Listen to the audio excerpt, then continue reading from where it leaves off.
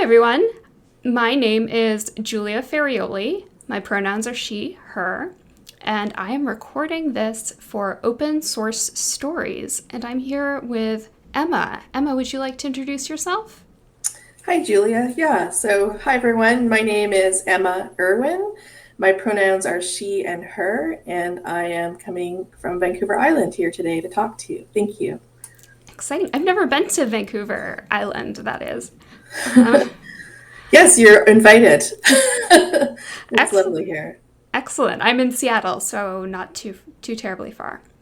Yeah, we're neighbors. Um, So I was before we get into the heart of the conversation here, I was wondering if you could share what's a hobby or something that brings you joy right now.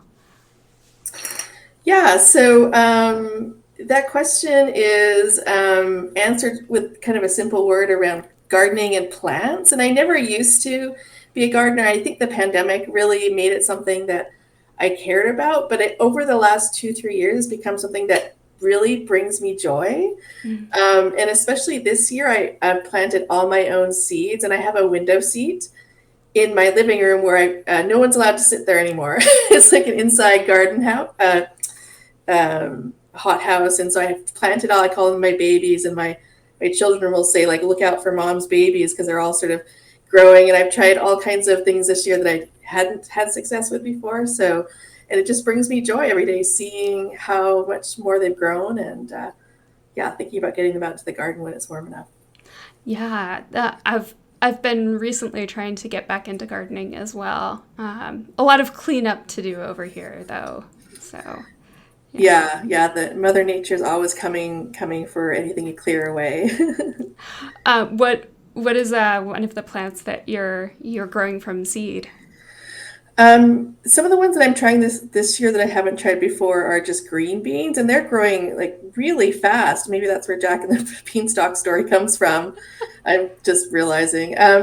Also, red peppers and spinach. I haven't tried those before. I think the red peppers might be a bit of a challenge, but I'm hoping the spinach does well because my kale seems to do well out here. So Kale's super hardy. yeah, it's so good from the garden. It's like when you get it from the grocery store, it's quite tough. So from the Yes. garden, it's really quite tasty. Okay, apparently we are Pacific Northwest stereotypes. um, but we're here to talk about open source, so let's switch Yeah, tacks a little bit. Although I anticipate there's a fair amount of overlap between gardening and I think open so. source. So, how long have you been involved in the open source community?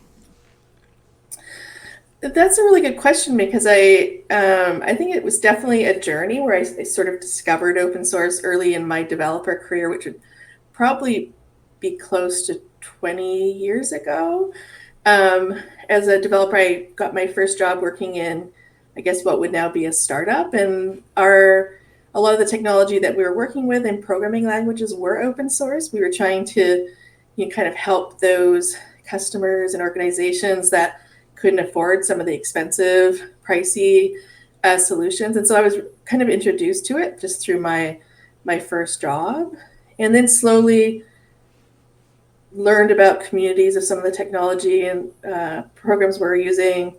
Found a couple that really felt comfortable, and it's kind of history from there. I just became really passionate about open source, but also helping others get involved in open source, which I think has been really rewarding. Was was there like an aha moment that you can share about when like the potential of open source really solidified for you? Yeah, definitely. One of the first open source projects that I worked with that also kind of came with a visible community was Drupal. So, and it was really kind of a pivotal time for me because I had written at least a couple of content management systems by that point. So I knew just from that history how much goes into building, software that can manage different, all the things people want to do with their web pages. And so we had one client that actually wanted to work with Drupal, and I remember thinking to myself, oh my gosh, like 90% of the stuff that we charged our last customer for is built into this open source project. And how I was really struck by how that was going to be game changing for some of the customers that were nonprofits and others who, would otherwise have been shut out of having a content management system. And then, so that's just the solution. But I remember going into the community and asking a question about, I was just banging my head together around basically what is a single sign-on now between multiple Drupal instances. And someone answered and shared their solution. I was just like, wow, like somebody helped me. This has sped me up. This is, and so I started also trying to answer questions. So that was really for me the first kind of, I feel like I can be a part of this aha moment. Yeah. It's really exciting when it all clicks into place and you get that great dialogue between users and contributors and maintainers. Yeah, it was something else. It really, reflecting on that was definitely the moment where I felt like this is where I want to be a part of this. Mm-hmm. And Drupal is such a great example of a lasting community as well. They've definitely stood the test of time. I think so. I think one of the things that Drupal has done really well is enabled local communities and local developer, kind of meetups and that kind of people coming together locally, but also around specific solutions. Like I've worked in education a lot. So there's, Drupal developers focused on education or finance. And so I think that's helped grow communities of communities. Communities of communities. It's not turtles, it's communities all the way down. Yeah, exactly. Yeah. That's a good one. So let's talk about maintainership of projects. In your experience, what makes someone a good maintainer, either officially or unofficially? Wow, that's a really big, really big question. I mean, what comes top of mind is, obviously someone needs, has the skill set to effectively like triage things like PRs and, understands the technology they're working with. But it's really the people side, I think, that makes a good maintainer. And that, and that's things like understanding the role of maintainer role in bringing in new leaders, for example. It's not all about, being able to solve all the problems, people or technology. That's kind of a little bit of a recipe for burnout, which we see a lot in open source, of course. Mm-hmm. So definitely about bringing people in, building inclusive spaces, which is can be hard, and it requires learning and understanding what that means.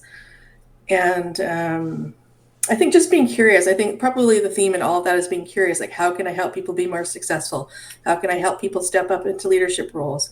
How can I, not be the blocker for all the things that need to happen to make this project successful? Mm-hmm. So I think those are maybe ways of working than any like specific attributes someone might have. Yeah, I think that's something we see oftentimes. The successful projects are the ones that lift people up, yeah. Right? And don't necessarily feel like a sense of ownership over specific tasks or whatnot. Yeah, I mean, I'd love to see something I'd like to see more of, maintainers think more of, is we talk a lot about sort of good first tasks or good beginner tasks, like, but what are the good first tasks for someone that really wants to like support a maintainer and the things they need? Like we have a contributor triager on one of our Microsoft open source projects. And what how we're encouraging him to grow in leadership is by, teaching him how to review PRs so that, he can validate this works, this doesn't work, an issue that I can validate this fix works, that kind of stuff. Instead of it kind of being this journey that the kind of the nod to the meritocratic meritocratic, I think is how you say it, background where it's like you have to do this and then you prove yourself. And so I think that's something that I'd love to see more of in the ecosystem. How do we help people step into leadership if they're ready for it, they have the skills, and that can only help, I think, both sides. Yeah, the mentoring aspect, so crucial. Yeah. Especially working in the open, which can be nerve-wracking at the best of times. Yeah, I mean, I've heard that over and over again, no matter where I work or whether someone is hired to work in open source or they're a contributor, that worry of not being perfect is continues to be a big challenge for folks. And, Yeah. it's understandable. We're trying to build our careers, or we really want to represent the companies we work for well. And so it does definitely take practice to be able to share and have confidence that that feedback is for your benefit. Of course, if you experience that someone is being hostile, and that's different. But for the most part, I think great projects like Rust always comes to mind. That the type of feedback you're going to get is the type that will help us move forward. Thank you. So we've spoken briefly in another context about the kind of current state of maintainership, and I believe the word that you used was the legacies involved. Mm-hmm. I was wondering if you could speak a little bit towards that. Yeah, so I think you and I have talked, and there's others talking a lot about sustainability in open source. And, there's some really strong themes around funding maintainers. And then there's sort of a big open question or questions around, what are other ways we could be sustaining the ecosystem? And for me, there's kind of a curiosity again around who are our maintainers now, and who are we missing? And so again, just sort of that meritocratic history where you have to, usually there's sort of an availability that you have that enables you to work on open source full time. There's certain sort of privileges that maybe you have a lot of access to internet and bandwidth. As an only parent of 3 children, I always think about the availability of free time. And so I think in the past, not to take away from anyone that is a maintainer has been successful in that, but I think in the past that we really haven't, open source hasn't optimized for us to have a lot more maintainers than we do right now. And I think, the availability of free time, being physically able to, contribute for many hours during the day is another. I mean, there's just so many attributes of inclusion that just haven't been on the radar until recently. And so I think that one of the projects that I think is doing a good job of addressing that right now, the Rust Foundation has an initiative right now to help fund people who work on Rust. And so I think the key word for me there is people who want to work on Rust. It's not folks that are maintainers necessarily. And it is focused on bringing in diverse people, no matter their background or their abilities, where they are, to make them successful where they are. And so I'm not sure if I quite answered your question, but I think there's something really interesting for us to think about is how have we maybe don't need to reflect too much on how we've failed to do that so far, but moving forward, how do we bring in more folks to work on open source where they are based on their capabilities, available time, and their goals. And I think that open source, sustainability really hinges on that approach as much as just trying to give money to the maintainers that are making it so far. It's also about the social structures that support Yeah, them. exactly. Yeah. Yeah. Thank you for elaborating on that. I'm as a bit of a follow up. How do you see the kind of interactions between the people who are paid to work on open source full time and the people who contribute to open source in their spare time? Because not all of us get paid to do that, right? No. How are the dynamics at play there? These are such good questions. I'm probably going to think of really great answers after this call, but I'll definitely take a shot at it. So I think that, I mean, it's such an interesting question. I think just first of all, with the lens of folks who are paid to work on open source, some, including myself, came from having contributed to open source and sort of gained visibility that way. And that's a really hard way to get a job sometimes, right? And I think that sometimes it's not intentional, but I think that's one way people come into the role. Another way people come into working in open source is that they have a specific skill set that an open source project needs. And I think those folks sometimes have, an interesting journey in that they're kind of put into an open source project.